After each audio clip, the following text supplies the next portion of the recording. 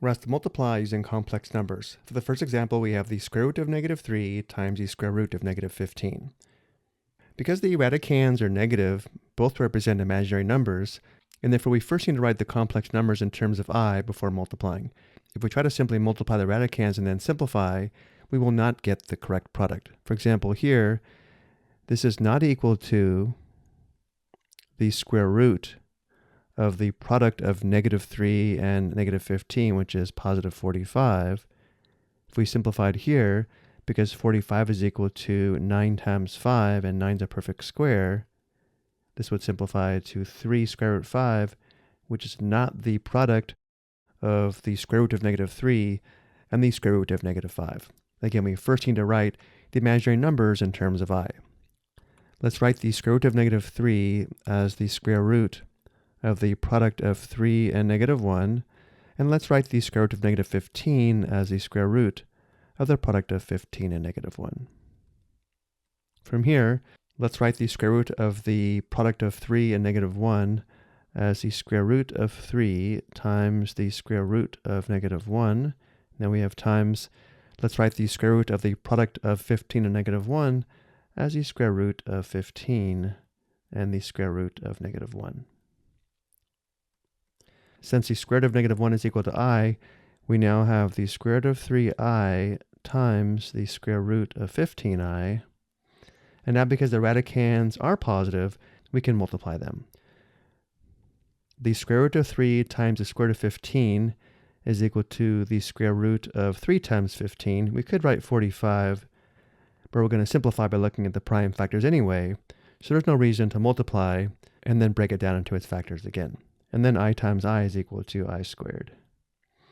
So let's write this as the square root of, let's write 15 as 3 times 5, giving us 3 times 3 times 5, and I squared equals negative 1. Simplifying one last time, the square root of 3 times 3, or the square root of 3 squared, is equal to 1 factor of 3, which gives us 3 square root 5 times negative 1, or negative 3 square root 5. Notice the product is negative 3 square root 5, not positive 3 square root 5, which is why we need to write the imaginary numbers in terms of I before multiplying. For our second example, let's write the square root of negative 14 as the square root of 14 times negative 1, and let's write the square root of negative 6 as the square root of 6 times negative 1. This is equal to the square root of 14 times the square root of negative 1 times the square root of 6 times the square root of negative 1. The square root of negative 1 is equal to I, giving us the square root. We can now multiply the square root of 14 and the square root of 6. This would give us the square root of the product of 14 and 6. And because the square root of negative 1 is equal to I, we have I times I, which is equal to I squared. And now let's simplify the square root of the product of 14 and 6 by looking at the prime factorization. 14 is equal to 2 times 7. 6 is equal to 2 times 3.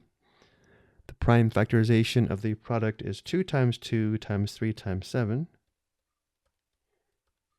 times I squared, but I squared is equal to negative 1. Now we can see that 4, or 2 times 2, is a perfect square factor of 14 times 6. Simplifying, we have 2 square root 21 times negative 1, which gives us negative 2 square root 21. I hope you found this helpful.